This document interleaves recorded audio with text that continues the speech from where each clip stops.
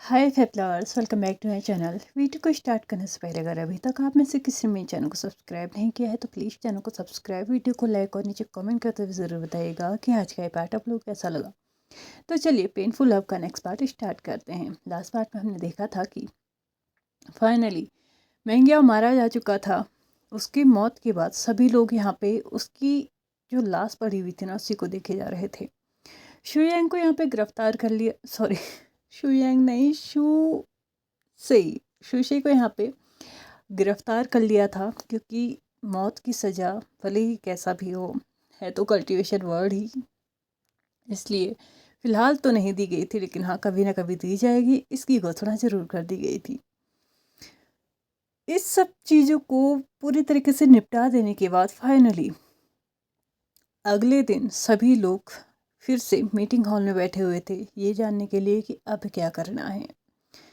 सभी लोगों की नज़रें सिर्फ और सिर्फ विंग की तरफ थी क्योंकि विंग यहाँ पे फ़िलहाल कुछ कह नहीं रहा था, ना ही अपनी कोई स्पेशल इंटेंशंस जता रहा था, ना फिर कोई इंटरेस्ट जता रहा था। वो बिल्कुल एकदम शांत बैठा हुआ था। जैसे कि सभी लोगों ने यहाँ पे उम्मीद की थी कि जैसे कि विंग अब ये बोलेगा कि वो लैंड सेक्ट वापस आएगा या फिर जंग सेक्ट वापस जाएगा। वैसे तो सभी लोगों को भरोसा ही था कि ऑफ कोर्स वो लैंड सेक्ट ही वापस जाएगा क्योंकि आखिरकार है तो वो लैंड सेक्ट का ही। भले ही वो 16 साल अलग रहा है लेकिन फिर भी वो लैंड सेक्ट का ही है, ये दिमाग में बात सभी की थी। यहाँ पे जिन यांगली अब लैनवांग जी और विंग दोनों की ही तरफ देखते हुए बोलती है, तुम दोनों ने क्या निर्णय लिया है। यहाँ पे विंग अपनी सिस्टर की तरफ देखते हुए बोलता है, मुझे औरों का नहीं पता लेकिन मैं वापस से ब्यूरल माउंट से आऊँगा। लैन चिरेन विंग की तरफ देखते हुए बोलता है, क्या मतलब है तुम्हारा कि तुम वापस से ब्यूरल माउंट जाओगे? तुम वापस आ चुके हो, तुम लैंड सेक्ट के हो, तो तुम वही क्यों नहीं रह सकते? तो यहाँ पे विंग टर्न होते हुए अपने अंकल यानी कि लैन चिरेन की तरफ देखते हुए बोलता है, माफ़ कीजिएगा, सबसे पहली बात, उस लैंड सेक्ट से आपने खुद मुझे निकाला था। मैं वहाँ पर जब वापस आना चाहता था, जब मुझे उस जगह की ज़रूरत थी, तो तब आप में से कोई भी मेरे पास नहीं था। चलो इस बात को मैं एक पल के लिए भूल भी लूँ, लेकिन फिर भी जिस जगह मैं 16 साल बिता के आया हूँ उस जगह मैंने अपनी एक नई दुनिया बनाई है। यहाँ तक कि मैं आपको ये परमिशन तक नहीं देता कि आप युवान को अपने साथ ले जा सकते हैं, क्योंकि सभी वैन मेंबर्स युवान को अपना राजा मान चुके हैं। आज नहीं तो कल युवान को उनकी सेफ्टी का ध्यान रखना होगा। मुझे आप लोगों का नहीं पता, लेकिन हाँ, मैं और युवान जा रहे हैं। लैनवांग जी आना चाहे तो आ सकता है, नहीं आना चाहे तो कोई प्रॉब्लम वाली बात नहीं है। वो इधर और उधर दोनों एक साथ देख सकता है। मैं पूरी तरीके से कल्टीवेशन वर्ड से रिश्ता नहीं तोड़ूंगा, मैं आते जाते रहूँगा, लेकिन मैं उस जगह को भी नहीं छोड़ सकता क्योंकि उन लोगों की भी जिम्मेदारी मेरे ऊपर है। लैन चिरेन विंग की तरफ देखते हुए बोलते हैं, अब ये कैसी जिम्मेदारी? उन्हें ऑलरेडी लेडीज जिन ने एक अच्छी सुरक्षित जगह पे रखा है तो वहाँ पे अपना लाइफ आगे कंटिन्यू कर सकते हैं। तो यहाँ पे विंग बोलता है, मैं नहीं जानता कि वो कब तक वहाँ पे सेफ रहेंगे, क्योंकि आप भी अच्छे से जानते हैं कि वो वैंस हैं। जब आप लोग तब उनके अगेंस्ट हो सकते थे तो आज क्यों नहीं? आप में से कौन मुझे ये गारंटी दे सकता है कि अगर मैं उन लोगों को इस मतलब सारे वर्ड के साथ मिक्स कर दूँ तो आप में से कोई भी उनके साथ कोई भेदभाव नहीं करेगा?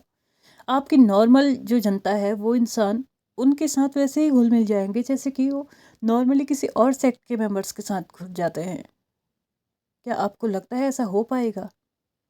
और अगर ऐसा हो भी जाता है तो भी मेरे हिसाब से उन लोगों को अपनी लाइफ एक अलग लाइफ की तरह जीनी चाहिए।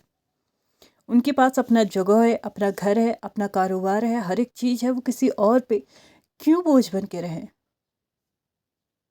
और मैंने उनकी जिम्मेदारी ली थी तो मैं उनके साथ जाऊंगा। लैनवांग जी आगे बढ़ते हुए विंग के बगल में आते हुए बोलता है, मुझे कोई प्रॉब्लम नहीं है। और रही बात मेरी, मैं भी तुम्हारे साथ चल रहा हूँ। तुम जहाँ जाओगे अब मैं तुम्हारे साथ आऊँगा। इन 16 सालों में मैंने तुम्हें बहुत याद किया है। मैंने अपनी जिम्मेदारियाँ निभा दी हैं। जिसे जो करना है वो कर सकता है, नहीं करना है तो ना करे, लेकिन अब मेरी जिम्मेदारी सिर्फ मेरे बेटे और मेरे परिवार की तरफ है, तो मैं अब उन्हें निभाना चाहता हूँ। मैं भी तुम्हारे साथ आऊँगा, चाहे तुम कहीं भी जाओ, मैं सिर्फ तुम्हारे साथ रहूँगा और युवान के साथ भी। जैन यांगली ये सब कुछ सुन के काफ़ी ज़्यादा प्राउड फील कर रही थी कि भले ही मतलब इतना सब कुछ मिल जाने के बावजूद भी विंग ने उस चीज़ को चुना जहाँ पे वो 16 साल पहले खड़ा था। जिन लोगों के लिए उसने पूरे कल्टीवेशन वर्ड से बैल लिया था, आज फिर वो उन्हीं के साथ खड़ा था। ऑफ कोर्स सी बात है, मतलब उनके लिए अगर उसने लड़ाई की है, उनके लिए उसने इतना सब कुछ झेला है, तो आज उनके सुख में, उनके ऐसी स्थिति में भी वो उनके साथ होना चाहिए। और जिस लोगों ने 16 साल पहले उसे निकाल दिया था, उसे समझना नहीं था, तो आज उनके पास कौन से राइट्स हैं कि वो आके उससे ये कहें कि अब तुम वहाँ नहीं जाओ, तुम लैंड से एक्ट आ जाओ, तुम अपनी जिम्मेदारियों को समझो। ऐसा कहने का अधिकार अब किसी के पास भी नहीं है। और विंग ने यहाँ पे क्लियर कर दिया था कि मैं करूँगा तो अपनी मर्ज़ी से, नहीं करूँगा तो मेरी मर्ज़ी, लेकिन आप में से कोई भी मेरे ऊपर ये प्रेशर नहीं कर सकता है कि मैं लैंड सेक्ट का हूँ। क्योंकि 16 साल पहले ही महागुरु लैन ने मुझे लैंड सेक्ट से निकाल दिया था, तब मैं लैंड वांगजी से मिलना चाहता था। मुझे इतना तक अधिकार नहीं दिया गया कि मैं जिससे शादी हुई है, जिस इंसान से मेरा रिश्ता है, मुझे उससे तक नहीं मिलने दिया।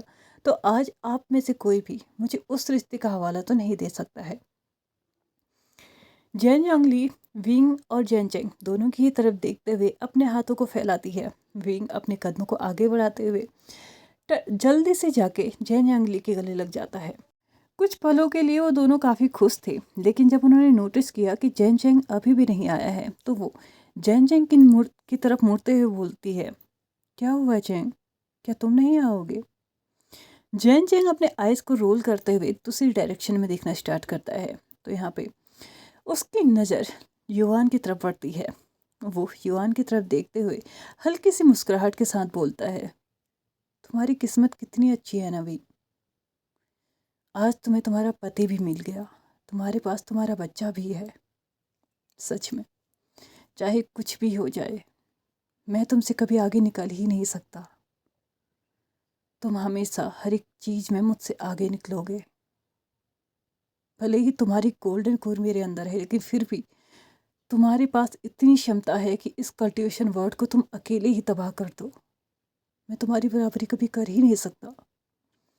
यहाँ तक कि मैंने अपनी बहन के प्यार में भी तुम्हारी बराबरी कभी कर ही नहीं पाया। मेरी बहन इस जगह से उस जगह पहुंच गई तुम्हारे पास तुम्हारा साथ पाने के लिए, लेकिन उन्हें इतना विश्वास नहीं था कि वो एक बार मेरे पास आ जाते। उन्होंने मुझे कभी कुछ बताया ही नहीं। जैन यांगली जैन चेंग की तरफ आते हुए बोलती है, क्या सच में, क्या सच में मैंने कभी तुम्हें कुछ भी बताने की कोशिश नहीं की? वो तुम थे चैंग, जिसे कुछ जानना नहीं था। और तुम्हें किस बात का दुख है कि विंग के पास उसका बच्चा है, उसका पति है? मुझे नहीं पता तुम किस बात को लेके आज तक बैठे हुए हो कि 16 साल पहले तुमने अपना बच्चा खो दिया, इस बात का दुख है तुम्हें।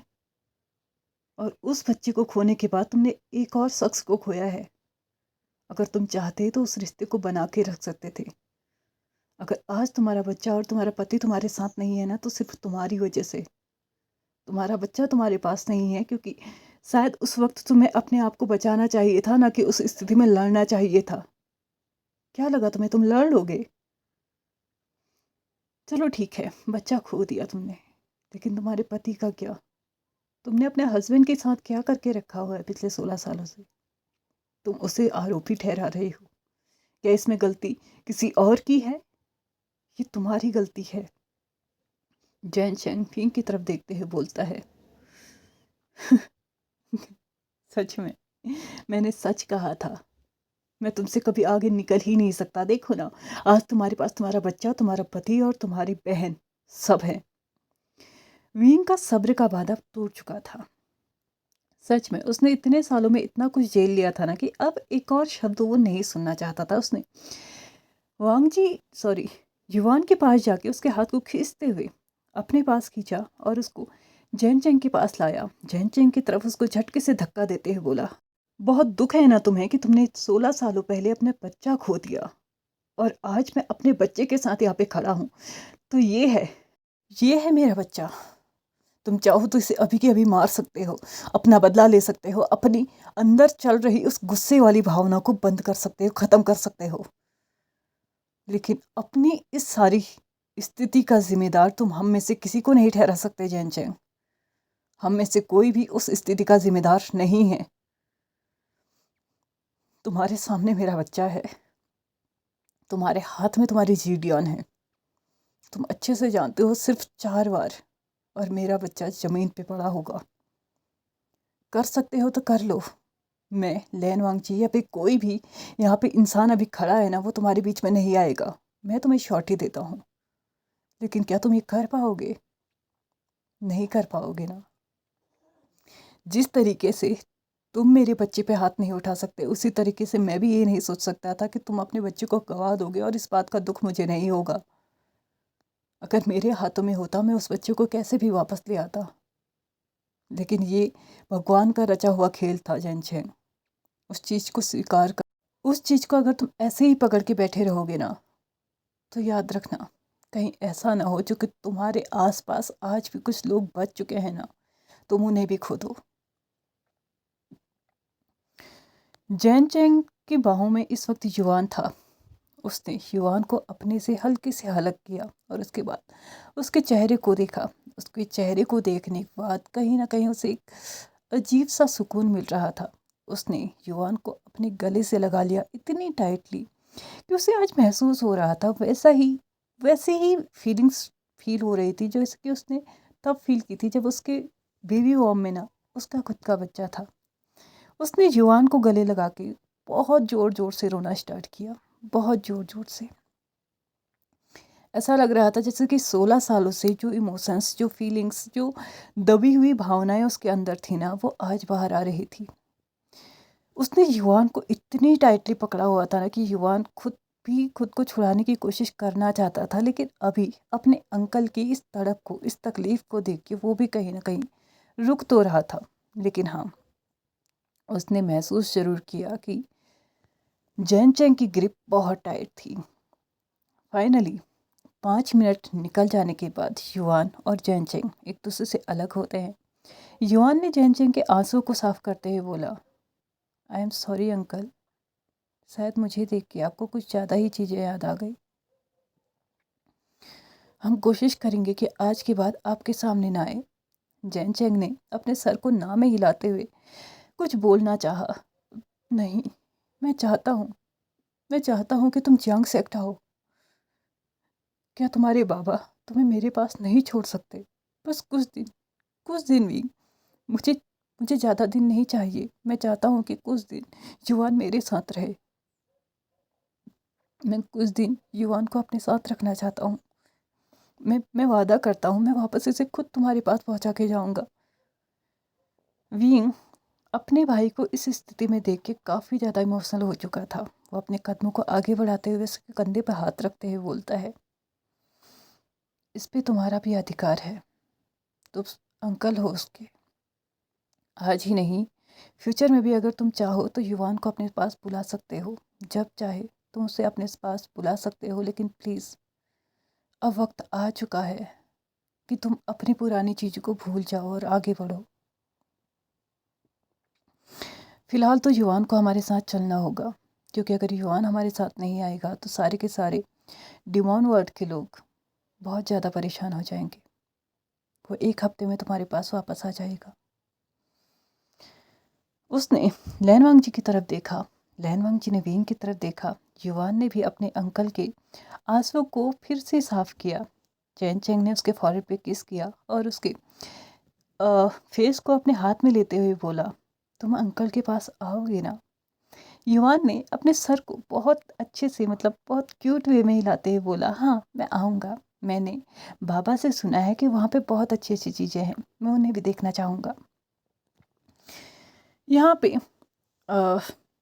फाइनली ये दिन निकल चुका था। नेक्स्ट डे विंग, लैनवांग जी और युवान सभी लोग उस जगह पे पहुंच चुके थे जहाँ पे बाकी वैन सेक्ट के मेंबर्स थे, और उन्हें लेके वो लोग ब्यूरियल माउंट की तरफ निकल चुके थे। लैन सेक्ट के लोग अपने सेक्ट जा चुके थे और जिन यांगली और जिननिंग यहीं पे थे। फाइनली जांग सेक्ट के लोग भी जा चुके थे, यानी कि जैन चैंग और लैन सिचेन दोनों ही जांग सेक्ट जा चुके थे। जैन चैंग अभी भी लैन सिचेन से बिल्कुल भी बात नहीं कर रहा था, या फिर ये कहो कि बात करने की कोशिश भी नहीं कर रहा था। और कहीं ना कहीं लैन सिचेन भी अब अपनी उम्मीदें खो चुके थे। उन्होंने अपना एक लास्ट जो आइडिया उनके दिमाग में आ रहा था उसे अपनाने की सोची। उन्होंने सोचा कि अगर बाय एनी चांस वो 2-3 दिन जैन चैंग को इग्नोर करेंगे तो क्या पता जैन चैंग इस चीज़ को नोटिस करेगा, और उन्होंने यही किया। उन्होंने लगभग 2 से 3 दिन जैन चैंग को पूरी तरीके से इग्नोर किया, लेकिन जो उन्होंने एक्सपेक्ट किया था उसके अपोजिट जैन चैंग तो यहाँ पे पूरी तैयारियों में था कि युवान आएगा, उसके लिए ये सारी चीज़ें होनी चाहिए, वो सारी चीज़ें होनी चाहिए। वैसे तो यहाँ पे जिनलिंग हमेशा आते रहता था, जिसकी वजह से बहुत सारी चीज़ें ऑलरेडी ऑर्गेनाइज थी, ऑलरेडी यहाँ पे अरेंज थी। बट 2 बच्चे एक जैसे नहीं हो सकते, क्योंकि इतने दिनों में तो जैन चैंग भी समझ चुका था कि जिनलिंग काफ़ी हद तक एक ज़िद्दी इंसान है और युवान काफ़ी हद तक एक बहुत ज़्यादा समझदार और स्ट्रेट फॉरवर्ड लड़का है। तो उन दोनों की पसंद भी काफ़ी अलग होगी, इसलिए उसी के हिसाब से वो तैयारियां कर रहा था। लैन सिचेन का दिल हर दिन टूट रहा था। उसे ये मतलब उसने कभी सोचा ही नहीं था कि ऐसा भी हो सकता है कि वो जैन चैंग से डिस्टेंस बनाने की कोशिश करेंगे और जैन चैंग इस चीज़ को नोटिस ही नहीं करेगा कि उसके और उसके हस्बैंड के बीच में सच में इतनी इतनी ज़्यादा डिस्टेंस आ चुके हैं ना, इतनी बड़ी मतलब दरार नहीं आई है, पूरी की पूरी खाई आ चुकी है उन दोनों के बीच में। मतलब लिटरली वो 3 दिन से जैन चैंग के ना सामने गए हैं, ना उसको खाने पे ज्वाइन किया है, ना ही बेड में ज्वाइन किया है, ना ही रूम, मतलब कुछ भी नहीं। और यहाँ पे जैन चैंग को इस बात से कोई फ़र्क ही नहीं पड़ रहा है। लैन सिचेन फाइनली अपनी लास्ट होप भी खो चुके थे। उन्होंने एक चीज़ तो अपने मन में ठान ली थी कि अब नहीं, इतनी कोशिशें काफ़ी हैं। वो 16 साल से कोशिश करते आ रहे हैं, जैन चैंग के हर एक इल्ज़ाम को सहा, उन्होंने गुस्से को सहा, जितने टेंट्रम्स उसने थ्रो किए उतने सब चीज़ों को उसने सहा, लेकिन रिजल्ट क्या निकला? एट द एंड उन्हें फिर से एक टैग मिला कि उनकी वजह से उन्होंने अपना बच्चा खोया। क्या सिर्फ उसी ने बच्चा खोया था? लैन सिचेन अब पूरी तरीके से मन बना चुके थे क्योंकि ऑलरेडी लैन सेक्टर में भी उसकी ज़रूरत है, और एक बड़ा बेटा होने के नाते उसने वहाँ पे अपनी जिम्मेदारी ज़्यादा देखनी चाहिए थी। लैन सिचेन आज कुछ पेपर्स को इकट्ठा करने में लगा हुआ था। यहाँ पे अचानक से जैन चैंग की नज़र जाती है लाइब्रेरी साइट पे या फिर कार्यालय साइट पे। तो वहाँ पे वो देखता है कि लैन सिचेन आज बहुत सारे पेपर्स को इकट्ठा कर रहा है, जो कि इतना ज़रूरी भी नहीं है करना, लेकिन फिर भी कर रहा है। वो हर एक चीज़ को मतलब बारीकी से जांच कर रहा था, और एक एक चीज़ों को चेक करने के बाद वो उन्हें डन, ऑलरेडी डन, एक कह कह के मतलब साइड में रख रहा था। एक बंच ऑफ पेपर्स वहाँ पे हो चुका था, और उसने एक दस्तावेज के अंदर मतलब एक फाइल जैसे के अंदर उसे रख दिया था, और उसे वहाँ पे रखते हुए वो बाकी चीज़ों को भी देखने लगा था। उससे उन पेपर्स को अपने साथ लिया, और जिस कमरे में वो अक्सर, जहाँ पे जैन चैंग के साथ वो नहीं रहते थे, वहाँ पे अकेले वो रहा करते थे, वहाँ पे गए और अपने कबर्ड को खोला। उसमें से कुछ नॉर्मल सी चीज़ें, या ये कहो कि डेली यूज़ में जो चीज़ें वो लेते हैं ना, उन सारी चीज़ों को इकट्ठा करना स्टार्ट किया। धीरे धीरे उन्होंने एक पोटली में अपने कपड़े भी बांधे, और जैन चैंग ये दूर से नोटिस कर रहा था। उसको समझ ही नहीं आ रहा था कि आखिरकार लैन सिचेन ये क्या कर रहे हैं। हाँ, लैन सिचेन कहीं जा भी रहे होंगे तो भी मतलब इतनी तैयारियां क्यों? और अगर जा भी रहे हैं तो बिना उससे बताए, बिना उससे पूछे वो कैसे जा सकते हैं? यहाँ पे बहुत सारी क्वेश्चंस थे जो यहाँ पे जैन चैंग के दिमाग में इस वक्त आ रहे थे। फाइनली लैन सिचेन ने जब सारी तैयारियां कर ली थी, उसने उन सारे पेपर्स को अपने हाथ में लिया और वो जैन चैंग के कमरे की तरफ बढ़ गए, या ये कहो कि अपने बेडरूम की तरफ, जहाँ पे वो दोनों ही रहा करते थे। वहाँ पे जाके भी पहले तो उन्होंने देखा कि जैन चैंग कमरे के अंदर नहीं है, तो उन्होंने फिर से एक पोटली में यहाँ से भी अपने सामान को बांधना स्टार्ट कर दिया। जैन चेंग फाइनली अपने इन सारी चीज़ों को और ना देखते हुए वो कमरे के अंदर गया और उसने लैन से चैन से पूछा कि वो क्या कर रहे हैं। तो ये लैन से चैन जैन चेंग की तरफ टर्न होते हुए उससे बोलते हैं, तुम आ गए, ठीक है, एक्चुअली मैं तुमसे ही बात करने आ रहा था लेकिन तुम कमरे में नहीं थे तो मैंने बाकी काम कर लिया। उसने बेड पे रखे हुए उस फाइल को उठाया और जैन चेंग को देते हुए बोला, इसमें जितनी भी इंफॉर्मेशन मेरे पास थी फाइनेंशियली या फिर स्टूडेंट्स के रिलेटेड वो सब इसमें है। इसके अलावा भी जितनी भी चीज़ें मुझे आज तक सौंपी गई थी कि मुझे ये करनी है उनकी भी पूरी पूरी जानकारी इस फाइल के अंदर है। सारे के सारे पेपर्स मेरे अरेंज करके रखे हुए हैं, तुम अच्छे से देख लेना। और टर्न होके फिर से अपने काम में लग जाते हैं। जैन चेंग ये समझ नहीं पाता कि अचानक ये क्यों, मतलब इतने सालों में कभी भी लैन सिचेन ने ये नहीं किया। सेक्ट के जितने भी काम लैन सिचेन को दिए गए उन्होंने किए, बखूबी किए, लेकिन कभी भी इसकी जानकारी, इसकी डीप डिटेल्स उसने कभी भी जैन चेंग या फिर मैडम यू इन लोगों को नहीं दिए थे। तो आज उसे क्यों? जैन चेंग लैन सिचेन के पास जाके बोलते हैं, आप कहीं जा रहे हैं क्या? कुछ दिनों के लिए आप लैन सेक्ट तो नहीं जा रहे ना? तो यहाँ पे जैन चेंग की तरफ देखते हुए लैन सिचेन बोलते हैं, मैं लैन सेक्ट जा रहा हूँ और माफ़ कर देना, इस बार कुछ दिनों के लिए नहीं जा रहा, मैं हमेशा के लिए जा रहा हूँ। ये बोलते हुए लैन सिचेन टर्न हो गए थे और उनकी आंखों में ना आंसू आ गए थे।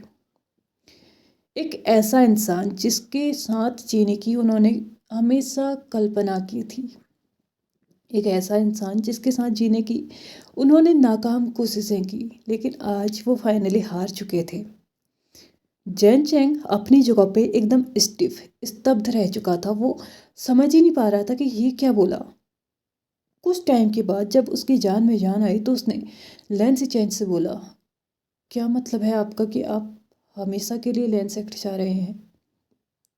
आप वहाँ चले जाएंगे तो मतलब जंग सेक्ट में।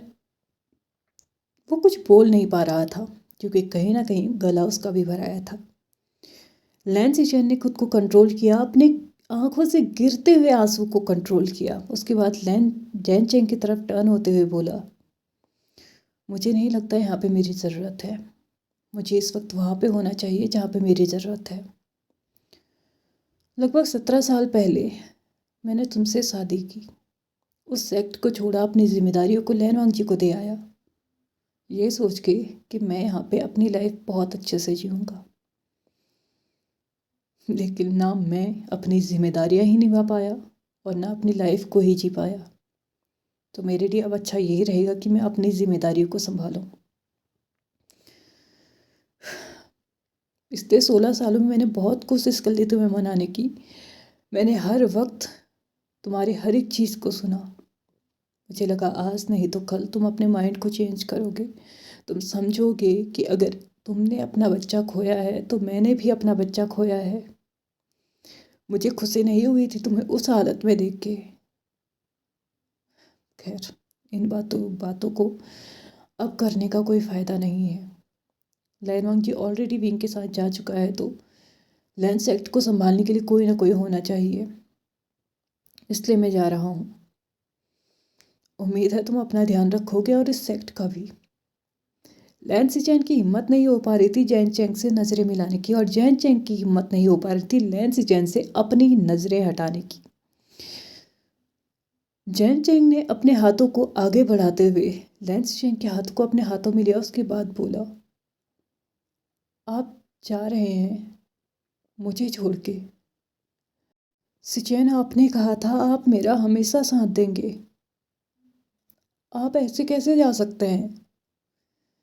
लैन सिचेन ने जैन चेंग की तरफ देखते हुए बोला, तुमने भी तो कहा था ना कि तुम भी साथ दोगे, तुम भी मुझे समझोगे। मैं ये नहीं कह रहा कि हम दोनों में से किसने अपने वचनों को निभाया है या नहीं, लेकिन अब बस हम दोनों ही इस रिश्ते को निभाने में फेल हो चुके हैं। अच्छा यही रहेगा कि हम जिस पे पास हो सकते हैं हम वो करें। तुम क्लैन लीडर यंग बनो और मैं क्लैन लीडर लैन। हमारे लिए यही सही है। कुछ चीज़ों का मिलना सच में पॉसिबल नहीं होता। हमें पहले ही समझ जाना चाहिए था कि आगे आके तुम्हें यंग सेक्ट को संभालना है और मुझे लैन सेक्ट को। लेकिन नहीं, हम दोनों ने जीत की। अच्छा होता अगर हम उसी वक्त समझ चुके होते तो शायद आज इतना कुछ नहीं होता। मैं कहीं और खुश रहता, तुम कहीं और खुश रहते। वेंस से तुम्हारे लिए मैरिज प्रपोजल आया था, शायद वेंस इसी नाते ही सही तुम्हारे सेक्ट पे हमला नहीं करते। तुम सही सलामत रहते, तुम्हारी फैमिली सही सलामत रहती। लेकिन तुम्हारी और मेरी शादी की वजह से शायद ये भी इसी वजह से हुआ। जैन चैंग ने लैंस चैन की तरफ देखते हुए बोला, नहीं नहीं, ये ऐसा नहीं था। तुम गलत बोल रहे हो। देखो मैं मानता हूँ पिछले 16 सालों में मैंने जो भी किया है वो गलत था, लेकिन फिर भी मुझे इस तरीके से छोड़ के मत जाओ। हमने इस रिश्ते के लिए बहुत कुछ किया है, तुम भी जानते हो। तो ऐसे कैसे छोड़ के जा सकते हो। लैंस चैन जैन चैन की तरफ देखते हुए बोलता है, कुछ भी, हमने कुछ भी नहीं किया, कुछ भी नहीं कर पाए हम। पिछले 16 सालों से ये रिश्ता एक ऐसी डोर से बस बंधा हुआ है जो कभी भी टूट सकता था, और शायद वो दिन आज भी है। ये रिश्ता टूट चुका है। हम दोनों के बीच में कुछ भी नहीं बचा है। तो इसे इस तरीके से कंटिन्यू करने से अच्छा होगा कि हम इसे यहीं पे ख़त्म करें और आगे बढ़े। जिंदगी भर मैं इस तकलीफ में नहीं रह सकता झैन चैन। तुम मुझसे बात नहीं करते, जब भी बात करते हो नाराज़गी जाहिर करते हो। नाराज़गी नहीं, तुम नफरत जाहिर करते हो। एक पल के लिए नाराज इंसान को मनाया जा सकता है, लेकिन उस इंसान का क्या जो इंसान तुमसे नफरत ही करने लगे। तुम मुझे कभी नहीं समझ पाओगे, क्योंकि तुमने अपना दुख सबको बताया कि तुमने अपना बच्चा खोया। लेकिन मेरा क्या, मैंने अपने बच्चे के साथ साथ तुम्हें भी खो दिया। तुम्हें संभालने के लिए हर वक्त मैं था, चाहे तुमने कुछ भी कहा। लेकिन मेरा क्या, क्या मैं सिर्फ एक बार तुम्हारी माफ़ी डिजर्व नहीं करता था। शायद नहीं करता था। इसीलिए तो पिछले 16 सालों में तुम सिर्फ मुझे ब्लेम करते आए हो और मैं सिर्फ माफ़ी मांगते आया हूँ उस गलती के लिए जो गलती मैंने की ही नहीं। लेडी यांग का कहना सही था जैन चेंग। उस वक्त लड़ने की वजह अगर तुम भागे होते तो शायद ये सब कुछ नहीं होता। तुमने खुद को एक योद्धा बनाना था जिसकी वजह से ये सब कुछ हुआ, लेकिन तुम इसके लिए मुझे ब्लेम करते रहे। जंग सेक्ट तो वैसे भी दबा हुआ ना, तुम्हारा ये सब करने से क्या हो गया, कुछ भी नहीं।